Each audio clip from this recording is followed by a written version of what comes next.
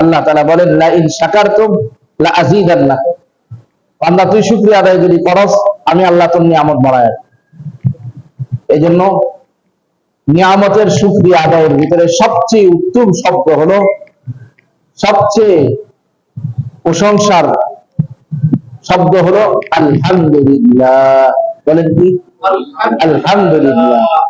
এই জন্য এমন শব্দকে আল্লাহ তাআলা শুকরিয়া আদায়ের জন্য নির্বাচন করছেন যে শব্দের শুরুটা ছাড়া কোনো নামাজই হবে না।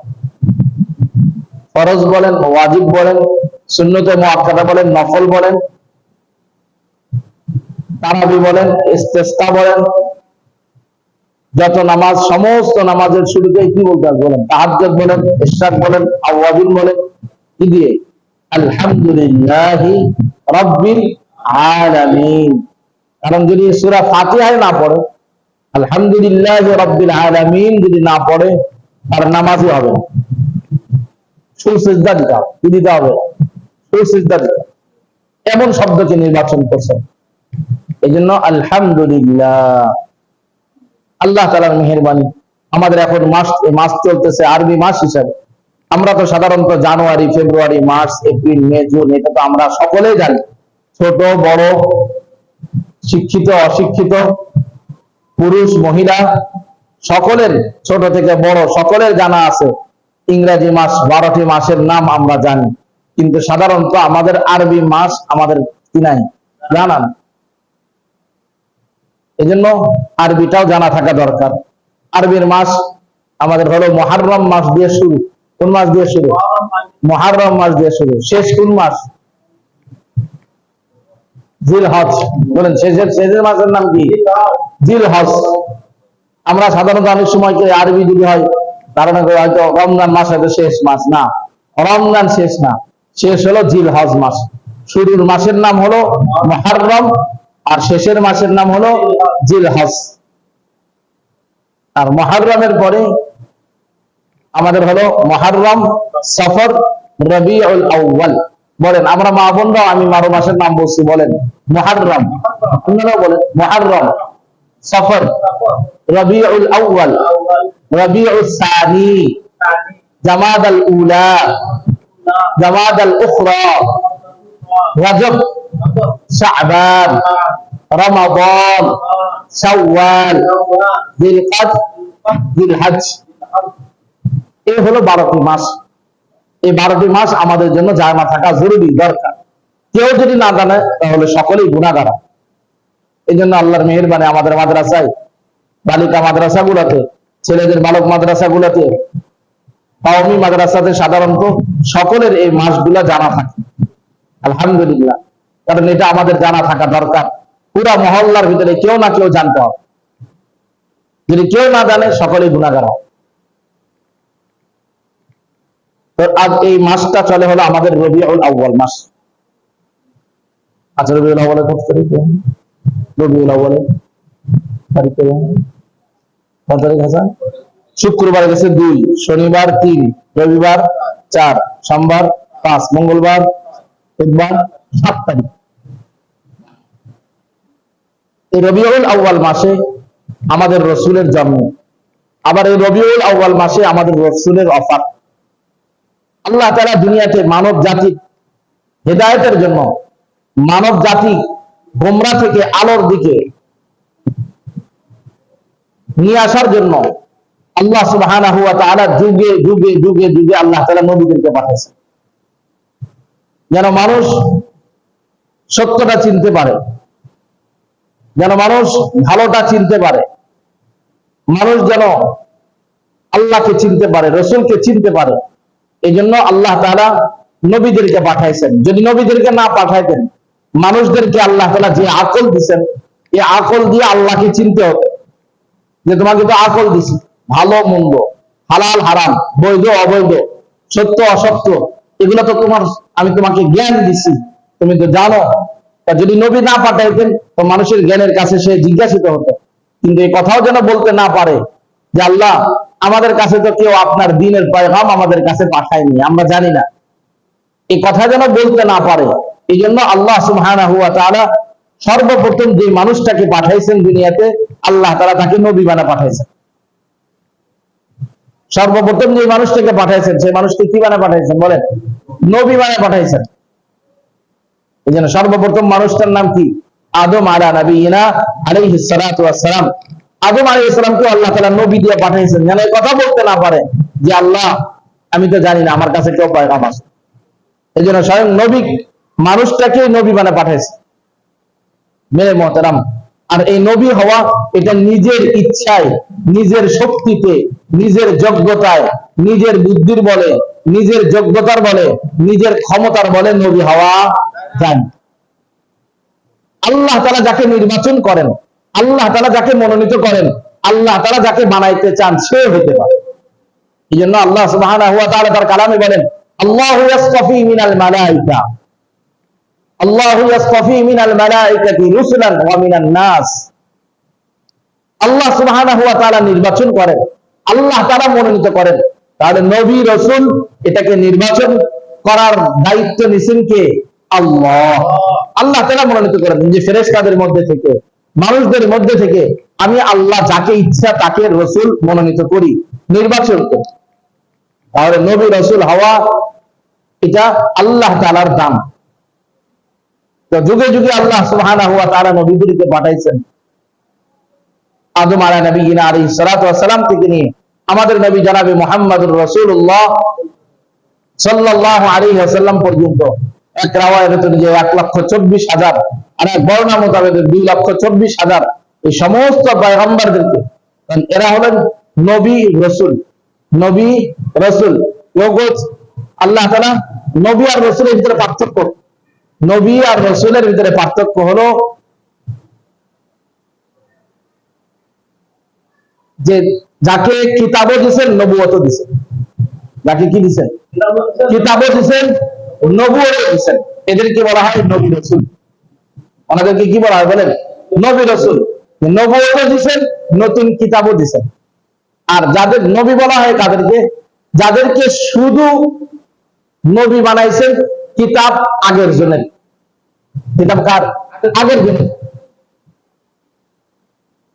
অর্থাৎ নির্দিষ্ট করে ওনাকে কোনো কিতাব দেওয়া হয়নি। আমাদের নবীকে, আমাদের নবী নবীও রাসূল, নতুন কিতাব দিয়েছেন। আর আগের নবীর উম্মতের, আগের নবী ছিল নবী শেষ, নবীর কিতাবও শেষ। নবী খতম, নবীর কিতাবও নবুয়তও শেষ, নবীর কিতাবও শেষ। হ্যাঁ, যদি ওই কিতাব থাকতো, যদি অন্য কাউকে কোনো নবীকে বলতেন নবী বানাইছেন, বলছেন এই কিতাবেরই দাওয়াত পৌঁছাও, এই দাওয়াত কিতাবেরই কি পৌঁছাও? দাওয়াত। আগের নবী যে বলছেন, যা বলছেন তুমিও তা বলো, আগের নবী যা করছেন তুমিও তা করো। ওনাদেরকে বলা হয় নবী। তাহলে নবী রাসূল বলা হয় তাদেরকে যাদেরকে নবুয়তও দিয়েছেন, কিতাবও দিয়েছেন। আর নবী বলা হয় যাদেরকে কিতাব দেওয়া হয়নি, শুধু নবী বানায়া পূর্বের নবীর কিতাবটাকে প্রচার প্রসার করার জন্য, দাওয়াত দেওয়ার জন্য নির্দেশ দিয়েছেন, পূর্বের কিতাবই দিয়ে দিয়েছেন। মেরে মুহতারাম, এরকম ভাবে আল্লাহ সুবহানাহু ওয়া তাআলা আমাদের কোরআনে কালামুল্লাহ শরীফের ভিতরে প্রায় 25-26 জনের নবীর নাম আমরা পাই। শুআইব আলাইহিস সালাম, হুদ আলাইহিস সালাতু ওয়াস সালাম, সালেহ আলাইহিস সালাতু ওয়াস সালাম। এরকম ভাবে আল্লাহ সুবহানাহু ওয়া তাআলা নবী পাঠাইছেন। শেষ পাঠাইতে পাঠাইতে পাঠাইতে পাঠাইতে আমাদের নবী জনাবে মুহাম্মদুর রাসূলুল্লাহ সাল্লাল্লাহু আলাইহি ওয়াসাল্লাম, আমাদের নবীকে তো আল্লাহ তাআলা সমস্ত নবীর কিতাবের ভিতরে আছে। আদম আলাইহিস সালাতু ওয়াস সালামকে পয়দা করেননি। সর্বপ্রথম যে মানুষটাকে বানাইছেন উনি হলেন আমাদের নবী জনাবে মুহাম্মদুর রাসূলুল্লাহ সাল্লাল্লাহু আলাইহি ওয়াসাল্লাম। যাকে পয়দা করছেন সকলের আগে, পাঠাইছেন সকলের পরে, সবার শেষে। বাইনাল মাই ওয়াত তিন, আদম আলাইহিস সালাম উনি যখন পানি এবং মাটির ভিতরে, তার আগে আমাদের রাসূলকে আল্লাহ তাআলা বানাইছেন। তাহলে নবী রাসূল নির্বাচন করার দায়িত্ব কার? আল্লাহ তাআলা। আমাদের শায়েখ আল্লামা মুফতি মুস্তাকুন নবী সাহেব হুজুর দামাত বারাকাতুহুল আলিয়া এই গত 1 তারিখে দিনাজপুর আসছেন, তখন বয়ানের শুরুতেই বলছিলেন যে সমস্ত রূহের ভিতর থেকে নির্বাচন করছেন। সমস্ত যত রূহকে আল্লাহ তাআলা বানাইছেন, সমস্ত রূহের ভিতর থেকে নির্বাচন করছেন। এটা হলো নবীদের রূহ। এটা কাদের রূহ? নবীদের রূহ।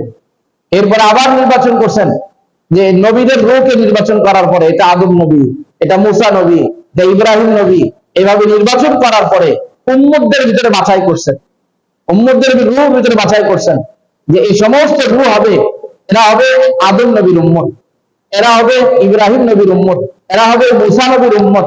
এভাবে নির্বাচন করছেন, করতে করতে করতে সর্বশেষ আমাদের নবী জানাবে মুহাম্মদুর রাসূলুল্লাহ সাল্লাল্লাহু আলাইহি ওয়াসাল্লামের সাহাবী কারা হবে এদেরকে নির্বাচন করছেন, তাবেঈ কারা হবে এদেরকে নির্বাচন করছেন, তাবেঈন কারা হবে তাদেরকে নির্বাচন করছেন, তাবেঈন কারা হবে তাদেরকে নির্বাচন করছেন, সর্বশেষ নির্বাচন করছেন আখির নবীর উম্মত হবে কারা।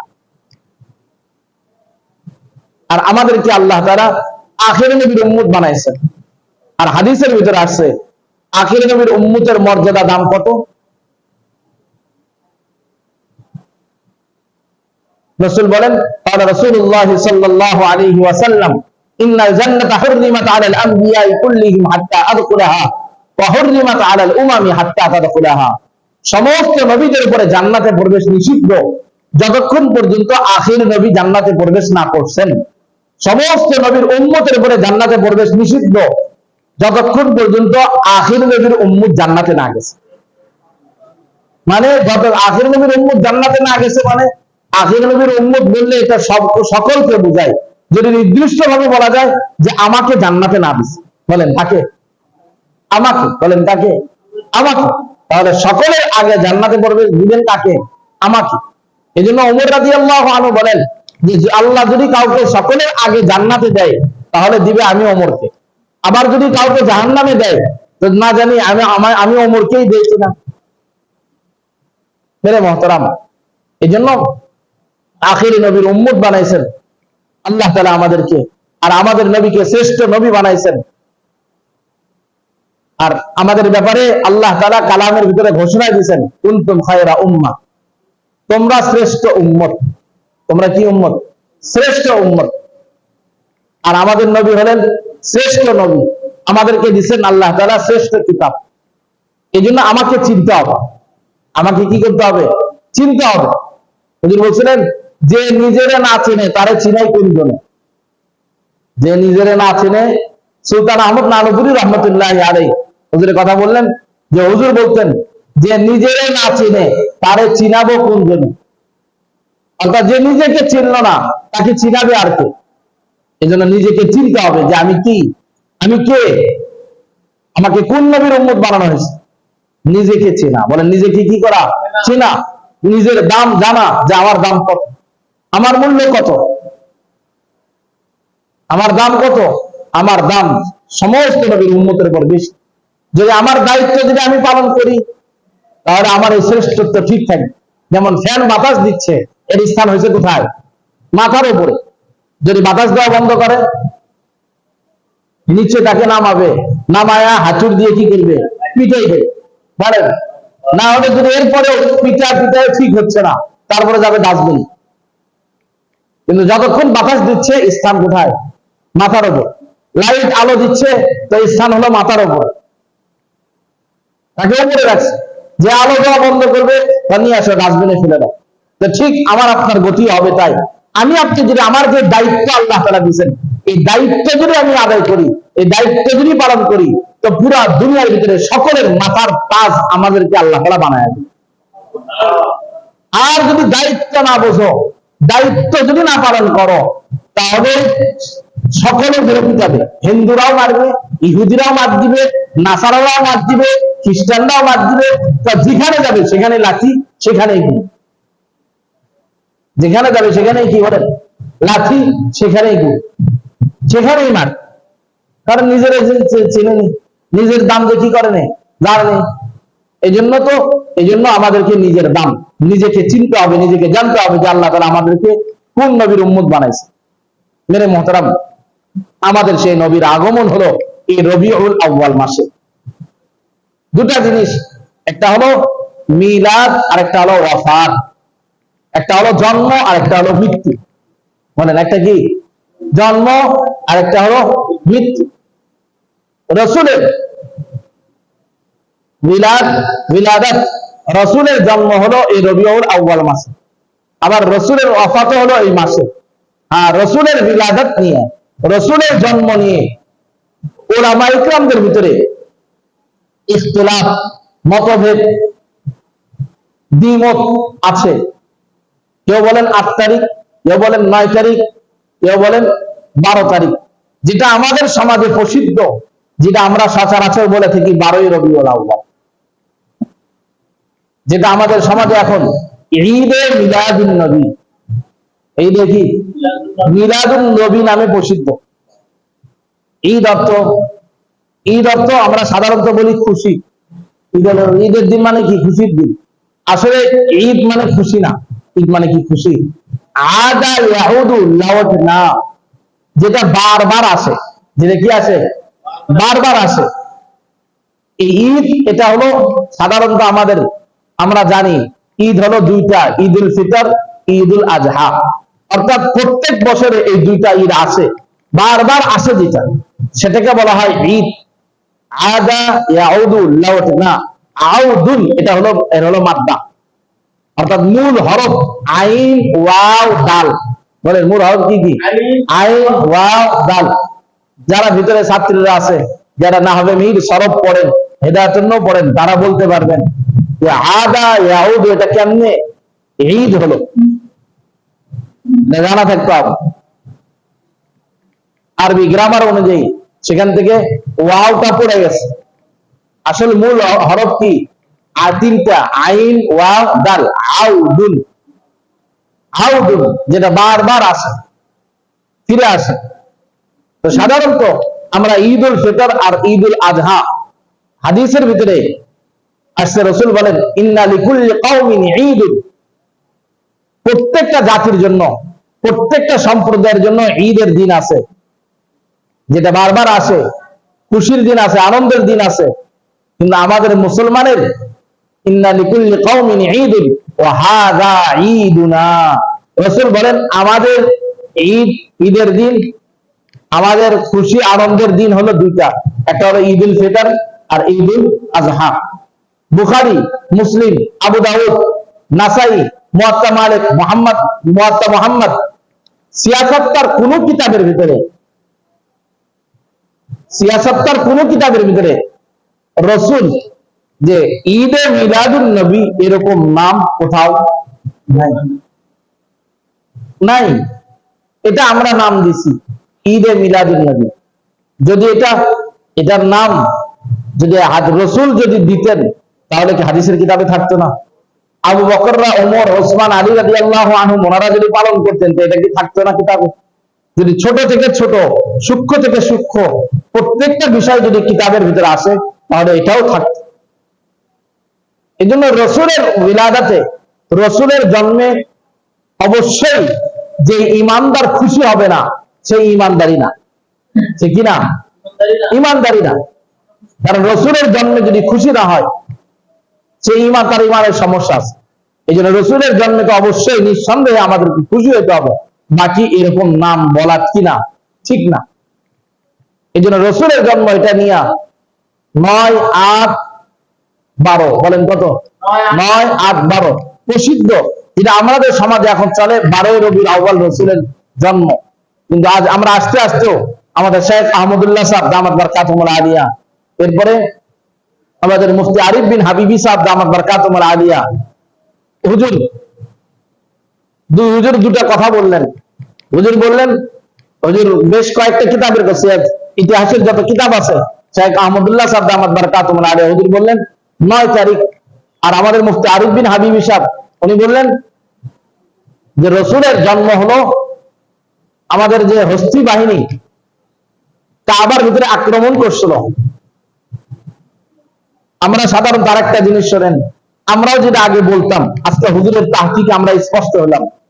আমরা বলছি আলাম তারা কাইফা ফাআলা রাব্বুকা বিআসহাবিল ফিল আলাম ইয়াজআল কাইদাহুম ফি তাদলিল ওয়া আরসালা আলাইহিম তায়রান আবাবিল। আমরা আগে সাধারণত বলতাম কি? আবাবিল পাখি। ঠিক আছে, কি বলতো বলেন? আমরা বলি না, শুনি না আবাবিল পাখি, যা হয় হাতির রোজ কাবার উপরে আক্রমণ করছে আবাবিল পাখিরা। আবাবিল এটা আসলে কোনো পাখির নাম না। কি নাম না? পাখির নাম না।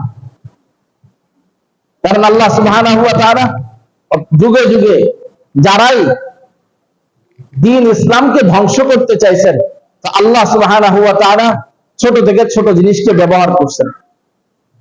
আমরা সাধারণত বলে থাকি আবাবিল পাখি, না, আবাবিল অর্থ এটা হলো ঝাঁকে ঝাঁকে। বলেন আবাবিল অর্থ কি? ঝাঁকে ঝাঁকে। তয়রান মানে পাখি, তয়রান মানে কি? পাখি। তাহলে ঝাঁকে ঝাঁকে পাখি, বলেন কি? ঝাঁকে। বুঝছেন না? তো আমরা আগে কি বলতাম? আবাবিল পাখি। আজকে আস্তে আস্তে হুজুরের কথা শোনা যে না, আবাবিল পাখি না, আবাবিল অর্থ ঝাঁকে ঝাঁকে। বলেন কিসে? বলেন বলেন। ঝাঁকে ঝাঁকে।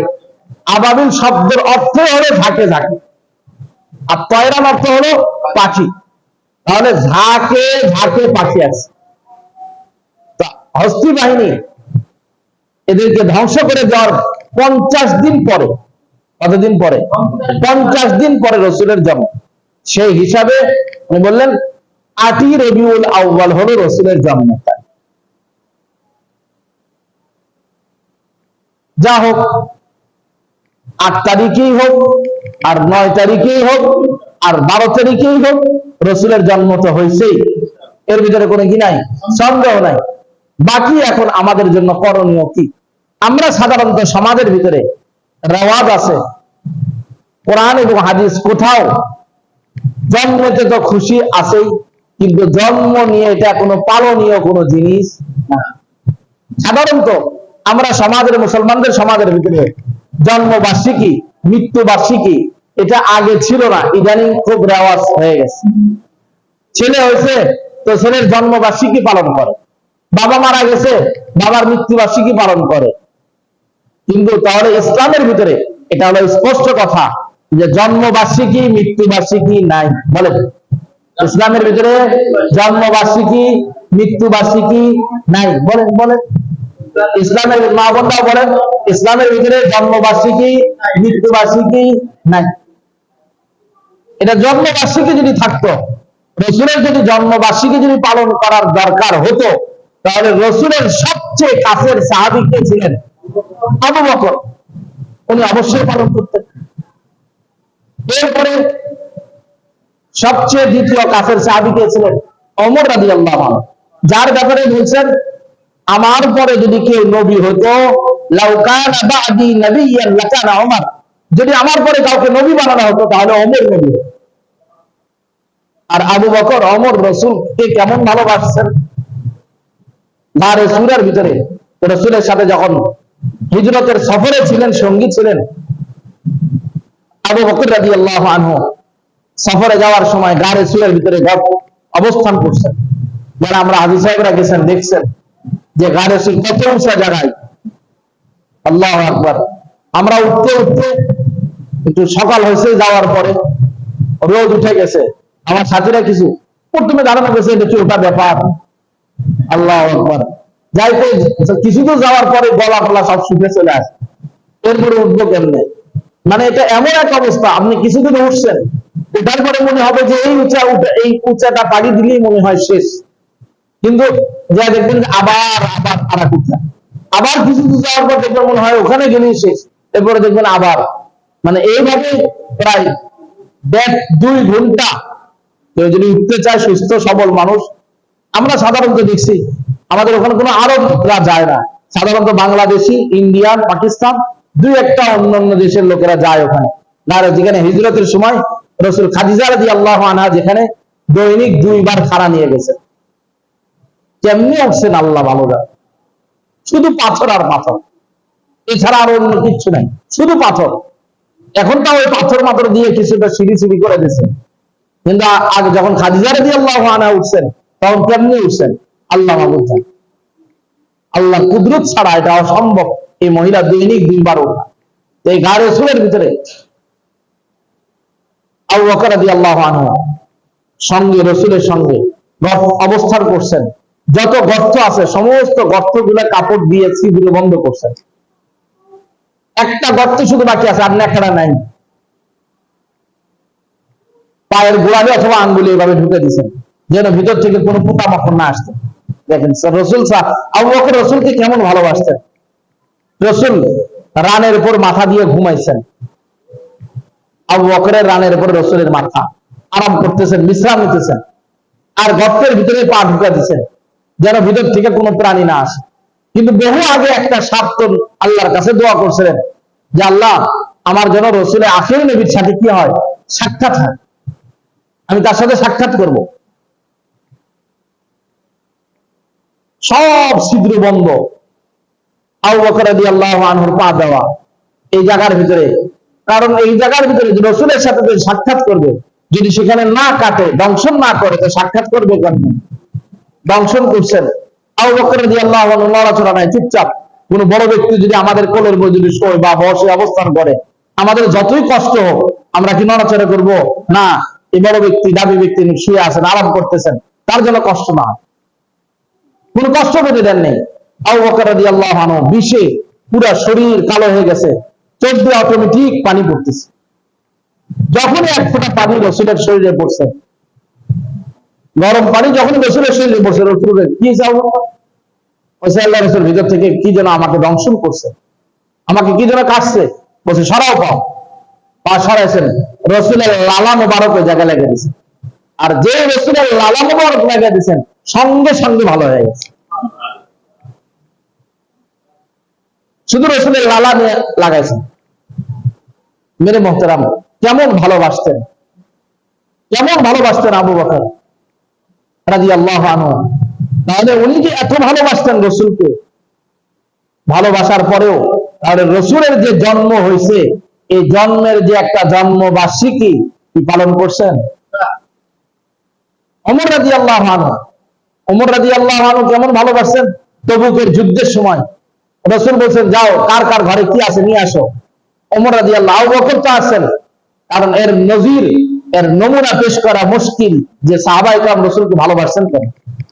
আবু বকর রাদিয়াল্লাহু আনহু গেছেন, গিয়ে ঘরের ভিতরে যা যা আছে সবকিছু নিয়ে আসছেন, সবকিছু নিয়ে আসছেন, কোনো কিছুই নাই ঘরে। তার বাবা আসছেন, ঘরের ভিতরে মেয়ে আছে, বিবি আছে। বলছে আবু বকর ঘরের থেকে সব নিয়ে গেছে। না না, অনেক কিছু রেখে গেছে। দেখেন মা বোনদের, ঘরের মা বোনদের অবস্থাটা কেমন। কিছু পাথর একত্রিত করছেন, কিছু পাথর কি করছেন, একত্রিত করছেন। আর তার বাবা ছিলেন অন্ধ, কিছু পাথর একত্রিত করছেন। ওখানে একত্রিত করার পরে সেখানে একটা কাপড় দিয়ে দিচ্ছেন, দিয়ে দেখো, আসো দাদা তোমার হাত দাও, এই যে দেখো আব্বা অনেক কিছু রেখে গেছে। ইসগি পোশাক রাখলে যেরকম হাত দিলেই বোঝা যায়, শব্দ হয়, রঞ্জন করে দেখাচ্ছে না, সবকিছু নিয়ে যায়নি, ঘরে কিছু রেখে গেছে, সবকিছু নিয়ে আসছেন আবু বকর রাদিয়াল্লাহু।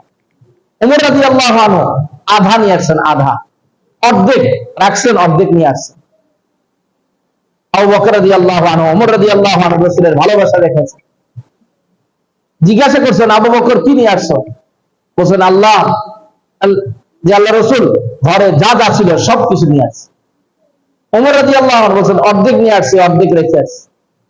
মেরে মোহতারাম, যারা ভালোবাসার চূড়ান্ত পর্যায়ের এমন ভালোবাসা দেখাইছেন, যার ব্যাপারে আল্লাহ তাআলা আসমান থেকে সালাম জানাইছেন, হাবিব আবু বকরকে সালাম দেন। আবু বকর কি খুশি, আবু বকর রাদিয়াল্লাহু আনহু যখন সালাম দিয়েছেন, আবু বকর রাদিয়াল্লাহু আনহু কেঁদে দিয়েছেন যে আল্লাহ তাআলা আমাকে সালাম জানাইছেন। সকলের ঋণকে পরিশোধ করছি, কিন্তু আবু বকরের ঋণকে কি করতে পারিনি, পরিশোধ করতে পারি। কেমন ভালোবাসা দেখাইছে মেরে মোহতারাম।